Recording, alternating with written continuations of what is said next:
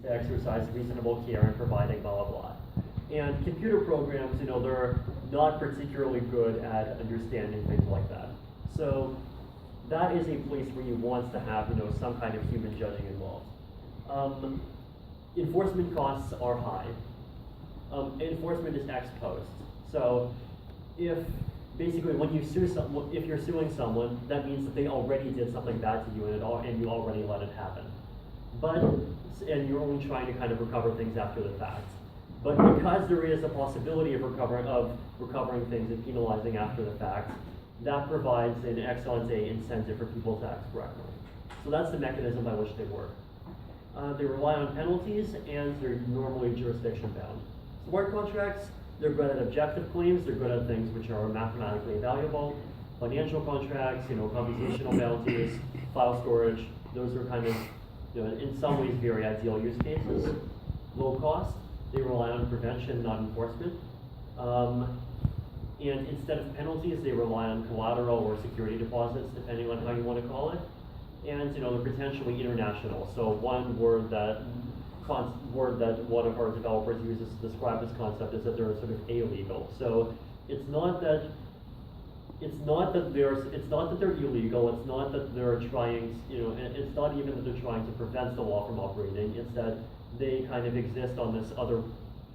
Their mechanisms are on this sort of other plane that doesn't really directly interact with legal mechanisms at all.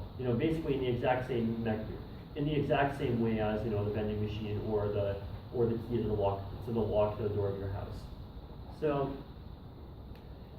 a couple of examples. Smart contracts, for example, chances are they're not very effective for managing the entire process of a loan, because for the smart contract to be secure, basically someone has to provide collateral, but then if you're providing $1,000 of collateral to lend $1,000, why not just use your original $1,000 in the first place?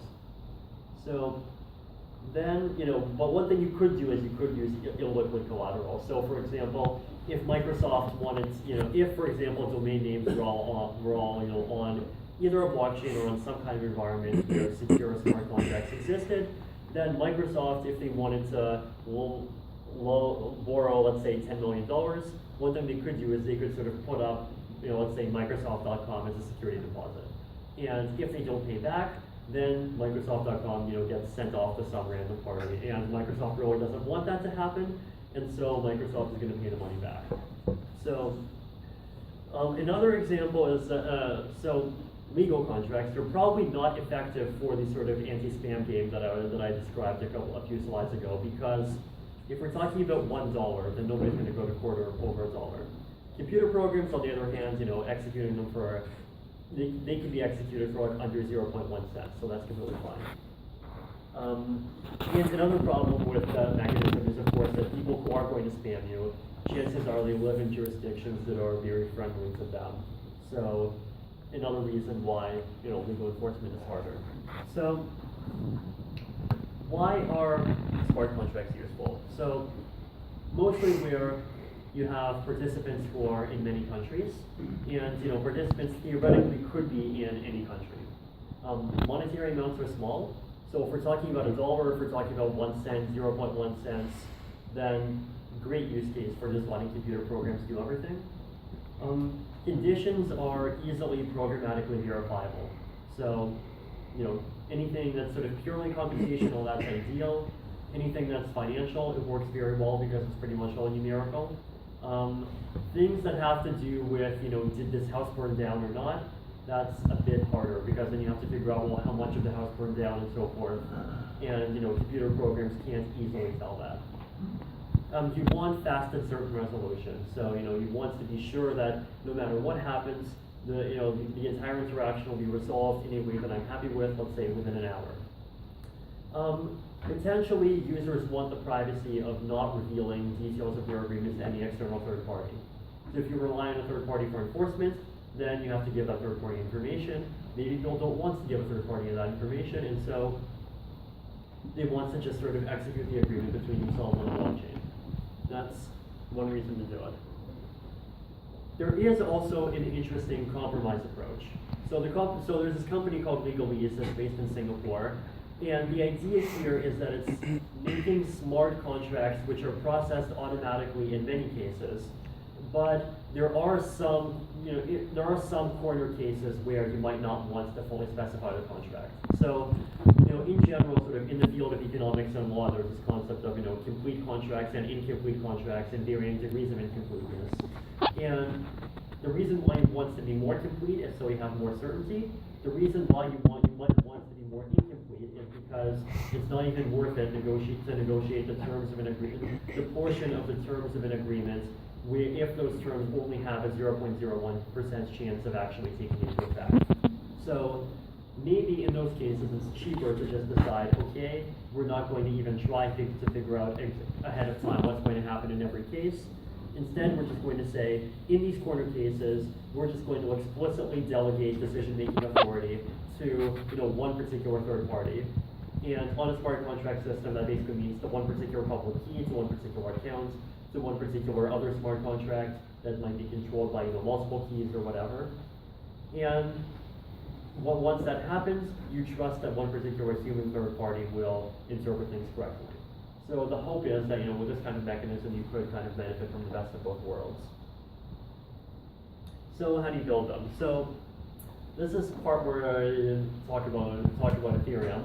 So basically, the idea is that it's a blockchain with a built-in programming language.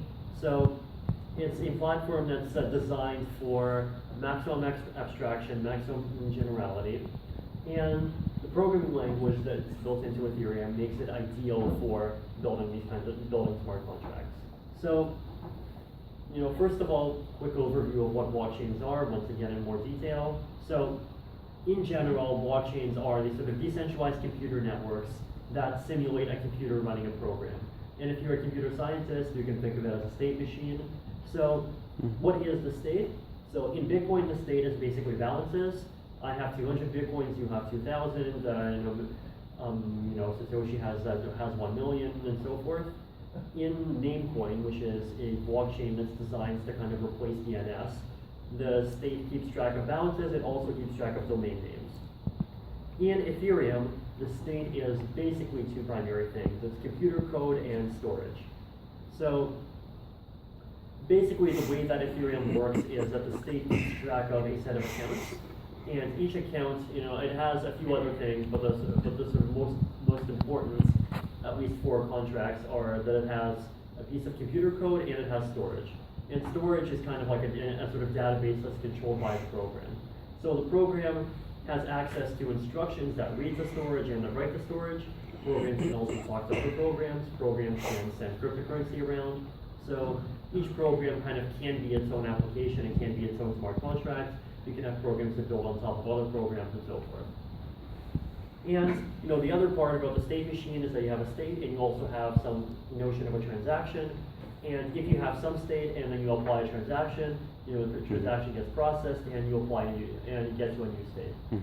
And potentially there might be cases where, given a particular state, some transaction is invalid. So just to give simple examples, in Bitcoin, let's say I have 20 Bitcoins. I have and then here's a transaction that sends 10 Bitcoins from me to someone else. Then the state after that is that I have 10 Bitcoins and another person has 10 Bitcoins as well. If the state is that I have 20 Bitcoins and I send a transaction that sends 30 Bitcoins from me to someone else, then that transaction is invalid. And so, now then the second part is, of course, this notion of consensus. So in general, for kind of simplicity, transactions get grouped into these objects that are called blocks. So each block contains some number of transactions and points to some previous block. So, and then there is some guarantee that eventually everyone in the network will agree on the order of blocks and therefore the order of transactions up to any given point. So once everyone agrees on the order of blocks and the order of transactions, that basically means that everyone agrees on the state.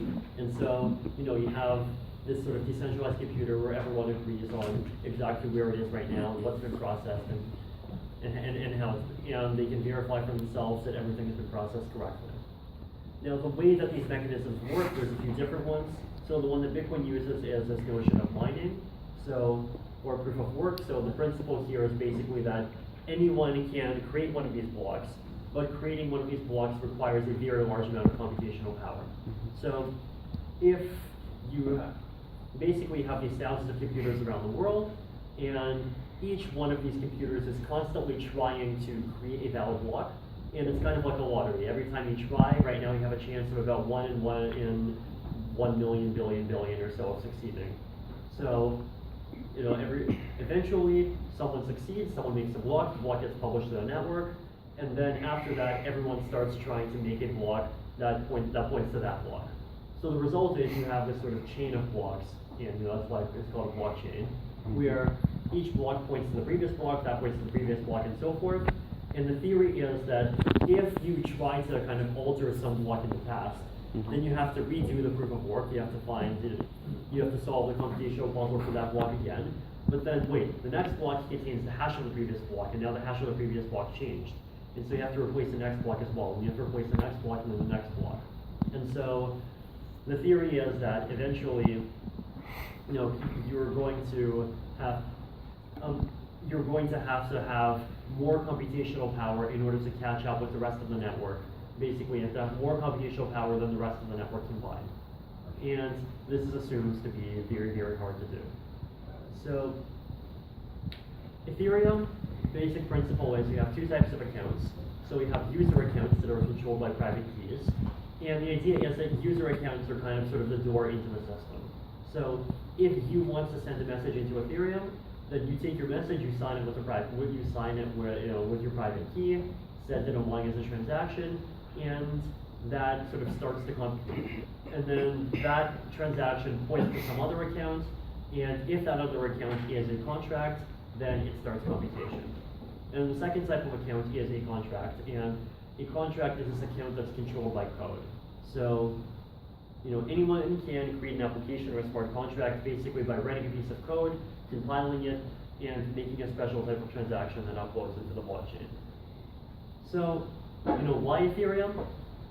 Basic principle is that, at the end of 2013, people were getting very excited about blockchains, and people were seeing that they were useful for a bunch of things other than just money. So, asset issuance, crowdfunding, domain registration, title registration, gambling, prediction markets, internet things, voting, yay, lots of applications, excellent. So, problem is, most existing blockchain protocols were designed like this. Basically something that has only one feature. Some of the later ones were designed like this. So basically, a bunch of people, came together into a room, they sat down, they said, okay, let's have a brainstorm. Blockchains are cool. What are the things we can do with blockchains? Tick tock, tick tock. 1 hour later, we have 30 different applications on our whiteboard. Let's come up with a blockchain protocol. Let's have 30 different types of transactions, and each transaction type for one application. So they take this blockchain protocol, they publish it, people start using it, and then 2 weeks later, someone comes up with a 31st type of application. Oh wait, you have to change the protocol again. So the idea behind Ethereum was to make a protocol that works like this. So basically, the idea with a smartphone is it's a general purpose device. So, these days even the word phone, named after the Greek word for sound is kind of a bit inaccurate, because honestly I don't even use my phone to make phone calls anymore. It's basically, a general purpose device that people can run applications on. If someone comes up with a new idea for something that could be done on a device in your hand, then it's, they write an app, upload it onto some app store, you download it and you run it, you don't need to buy new hardware at all. It's a wonderful principle, saves us lots of money and lots of precious cubic centimeters in our pockets, so great. So, how do you actually write these contracts? So this is one very simple example. So this is a sort of very basic and minimal domain name system on top of Ethereum. So the idea is that what a domain name system basically tracks is it tracks a mapping from a domain name to basically, or from a domain name to the IP address that that domain is registered with. And if you want to be able to transfer domains, or if you want to be able to move IP addresses around, then you should also keep track of who owns the domain at some particular time. So over here we have a smart contract. It's written in a programming language that's very similar to Python, and this actually compiles down into Ethereum virtual machine code. So, you have a declaration that you're storing a mapping from from a domain name to an owner and an IP address, you have two functions. One of those functions is register. So what that function does is that it checks, what address do you want to register. If that address does not have an owner yet, then set the owner to whoever did the registration. If you own a domain, then you have the ability to set the IP address to basically whatever you want. So it's roughly how things work now, except the system is run a completely decentralized way by blockchain, and it has all the benefits that that brings. So now, how does this work? How do these function calls work in practice? Basically, in order to interact with the system, you basically have to send a transaction, and there's a specialized kind of encoding algorithm which converts where if you want to call a particular function with particular inputs, this encoding algorithm kind of converts it into bytes, and you put those bytes into the transaction, send the transaction along, and the rest kind of gets processed automatically. So this is just once again sort of the overview of the sort of exact logic behind how things run. So every transaction specifies a to address. It specifies some address that the transaction is sending to, and then if that address is a contract, if it has code, then the code runs. And the code has access to the transaction data. So it has access to the data that comes as input in the transaction, which it can use as kind of input. That code can read and write storage, so the code can have permanent memory, and contracts can call so they can start execution in other contracts. So contracts can have relationships with other contracts in exactly the same way that external entities can. So this is, one very important point here is that, it's the way that the system actually works is, it's very similar to Bitcoin. So every full node on the blockchain processes every transaction, stores the entire state. Very simple. So it's right now we don't sort of have any sort of fancy sharding schemes for how to kind of split up the load. We will in the future, but not now. Mm-hmm. So another important aspect of Ethereum is that if you're a computer scientist, then one thing you might wonder is, okay, so here you have a platform where anyone, including adversaries, can submit code to an environment where every single participant is forced to continue processing the program until it stops. The problem is you have this halting problem, which basically says that it's mathematically proven that you cannot even tell, given a program, whether or not the program will just keep on running forever. So the solution in Ethereum is this concept of gas. So the idea is that we charge a transaction fee for every computational step. So once the Ethereum virtual machine starts running, every time it takes a step, the gas counter goes down. If the gas counter reaches 0, then the execution stops and it reverts, but you still have to pay the transaction fee. So you have an incentive to kind of stay within your limit. There's also gas fees applied to operations to take up storage, and importantly, there is a kind of gas limit per block. So right now, there's a limit of about 3 million computational steps that can be taken inside of each block. So you can think of this as being kind of similar to the block size limit in Bitcoin. So Ether is this cryptographic token inside Ethereum. So it has two primary applications. So one of them is it's an incentive for miners. So Ethereum uses the proof of work scheme kind of like Bitcoin. So it's an incentive for miners to secure the network. So if you create a block and that block is valid, then you automatically get 5 Ether just because of a rule of the protocol. So this encourages people to participate in the mining process. And the second one is that it's used to pay transaction fees. So if you want to pay transaction fees inside of Ethereum, if you want to get a transaction included, then you have to pay fees for your computational steps, and those are paid in Ether. So high-level programming languages, so you've already seen it. So, this is a sort of high-level language compiled down into Ethereum code. So there's multiple languages. You can choose which one depending on what style you like the most. They all compile into this virtual machine language, which the blockchain understands. And then you have another tool, as I mentioned, which compiles sort of function calls with arguments into bytes that kind of get put into transaction data.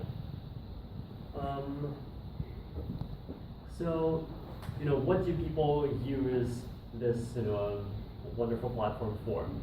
So there's people interested in it for a whole bunch of different reasons. So the thing that blockchain started with is, of course, digital assets.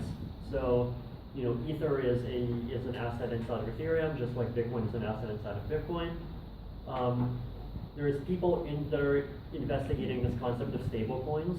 So these are sort of cryptocurrencies that are designed to have a kind of custom monetary policy, where instead of targeting a fixed quantity, you try to target a fixed price.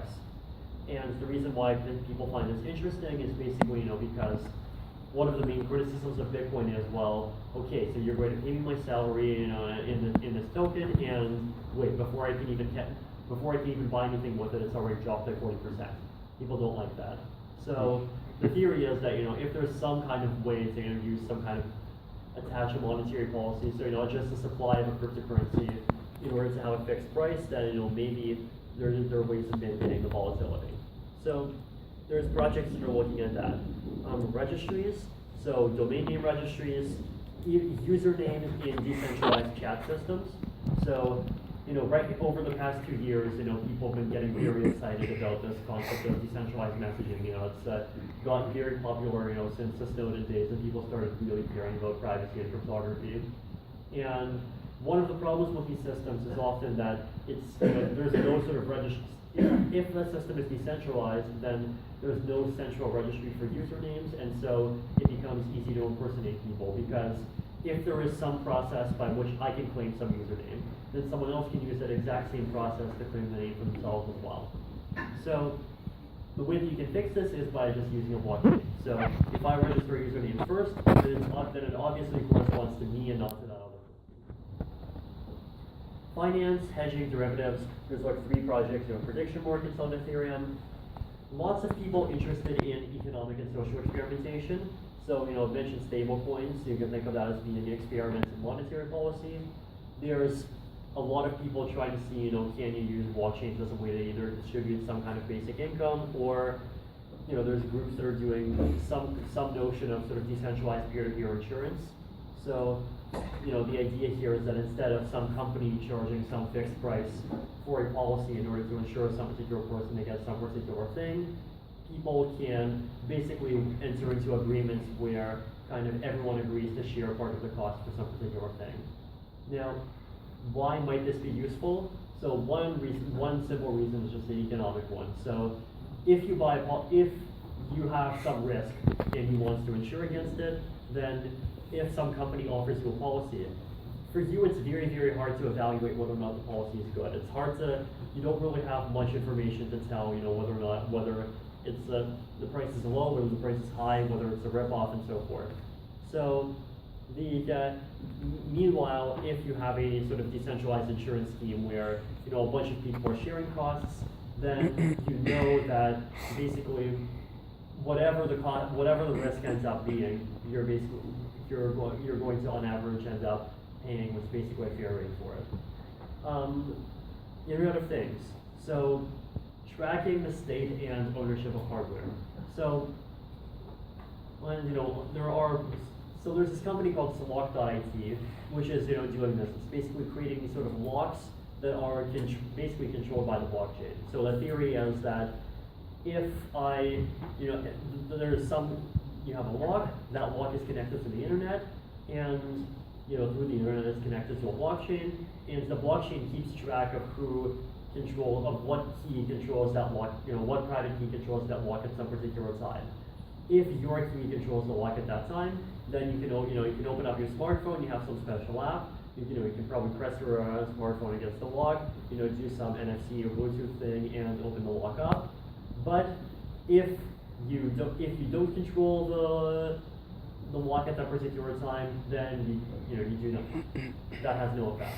So what this lets you do is it basically lets you have this sort of highly automatable platform for trading, exchanging, renting, basically ownership of physical hardware. So one very simple practical use case. Suppose that I have a bike, and at some point let's say for some number of months, I realize I'm not going to be using the bike. What I might do is I might decide to, let's say, leave the bike outside and attach this lock to it, and the lock might basically say, would sort of advertise itself, and it would say, anyone can send, let's say, $10 worth of Ether into this lock, And when they do that, then the lock automatically opens for a few hours and lets whoever paid use the bike for that period of time. So, it sort of really reduces the barriers to entry and just sort of creating micro businesses that look like that. Potentially, it could be, things bigger than bikes, but, we'll see. Prefer to start with bikes first. Challenges. So, scalability is probably a major challenge. So, in blockchains, basically, every single computer on the network has to process every transaction, and this is very nice for security. But at the same time, it's kind of annoying for efficiency because no matter how powerful the network gets, no matter how many people join, the system is never going to be able to process more transactions than one single computer. And as the number of nodes increases, the radius of the network increases, latency increases, and so we have this paradoxical situation where the network becomes weaker the more people join it. So solutions to this, basically two categories. So one of them are state channels. So this is basically a sort of generalization of the concept that I talked about at the beginning, where you have a system where instead of the blockchain always being used to run contracts, the blockchain instead is only used as a kind of incentivization tool. So by default, the contracts are just run by trusted servers, and usually even those trusted servers could even be the participants in each contract. Now, if at some point people want to dispute what the server running the contract decided, or if the server went offline or something similar, then what you can do is you can actually publish the information to the blockchain, and only in those cases the blockchain is going to actually run and it's going to figure out what the correct outcome is. So it provides a sort of incentivization of last resort, and because of the threat of the blockchain running, people are going to act honestly in pretty much all cases, and so we don't need to use the blockchain that much. So that's one approach. Another approach is this concept of sharding, where you basically say, well, wait, so you have a network, that network has 10,000 nodes in it, but then you could have all 10,000 nodes verify everything. Or you could put transactions into groups, and for each group, you could select, let's say, a random 150 nodes to verify the transaction, or the group of transactions, and you could accept it only if, let's say, 2/3 of them say that it's good. Now, statistically speaking, that's actually basically equivalent to having everyone check it, 2 within a probability of like 2 to the minus 100. So, statistically speaking, it's the same thing, but it's 70 times more efficient because you're actually splitting up the load, you're running things in parallel, and so forth. So, that's another way of scaling things up. Privacy. So, people are very interested in smart contracts. They're interested in running things on blockchains because they like the trust factor. One thing that concerns very many people is basically that if they use public systems, then they're publishing a lot of their information that they might not necessarily want to publish. This could be, sort of trade secrets about the type of agreement they're engaging in. They could just not want people to know, not want the entire world to know how much money they have, and so forth. So, this is basically the reason why blockchains by themselves aren't powerful enough to solve a lot of the problems that people have. And smart contracts by themselves are not enough to solve a lot of the problems that people have. But they can be combined with different kinds of cryptographic technologies that basically let people do things like proving particular statements about data without revealing anything else about what the data is.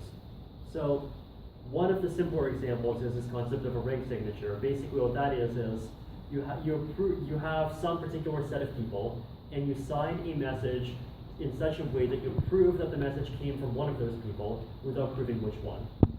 And as it turns out, this is a kind of ingredient that you can use to sort of build more privacy-preserving financial systems, privacy-preserving voting systems, and a lot of other applications. Speed. So Bitcoin, a block comes every 10 minutes, but people these days want systems that respond pretty much instantly. So how close to instant can we get? Efficiency. So people are concerned about the fact that this proof of work mining process takes up a very, very large amount of energy. So right now about $500 million a year. Can you do it more cheaply? So there are a couple of strategies that, alternative strategies for that. One of them is this thing called proof of stake, which is something that I'm doing a lot of research on. So the basic principle, the way that I like to explain proof of stake is it's kind of like virtual mining. So instead of burning $500 million of real world resources in order to create real miners that produce blocks. You sort of spend resources inside the system in order to create virtual miners that are simulated by the system. And then the system itself sort of allocates, how many to you based on how many virtual miners you have, sort of how much participation you have in the process of creating blocks. Mm-hmm. So, there are sort of different strategies here. So, once again, the thing I wanted to conclude with is, smart contracts, blockchains, both, in my opinion, sort of very interesting areas. The two naturally go well together because smart contracts are all about automatic execution. Blockchains are, in some ways, about automatic trust. And, however, they can be applied in different contexts. So, centralized financial services can run smart contracts, definitely. So, if you want, a bank can automatically process financial derivatives for you. Chances are it already does. Hardware devices. So, a vending machine is a centralized smart contract.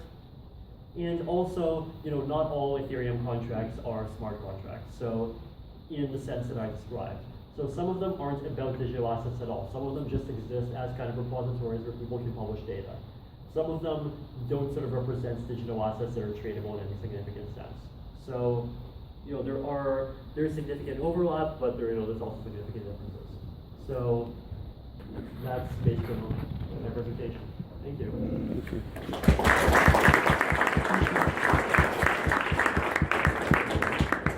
Thank you. So we now have still some time for questions. So if you have any questions, just wave your hand. So start here. I was wondering about the privacy. Yes. You were mentioning ring signatures and maybe there's like some secret sharing and Yes. so on. Do you think that the tools will ever get so good that basically regular developers can use them almost like regular application development? That's definitely the goal that I have personally. One problem with some of these privacy techniques is that, unfortunately they are kind of a bit, the reason why, at least I personally think people are very interested in Ethereum particularly is because of the generality, because it creates one platform that suddenly makes doing things that have stress properties as easy as writing regular programs.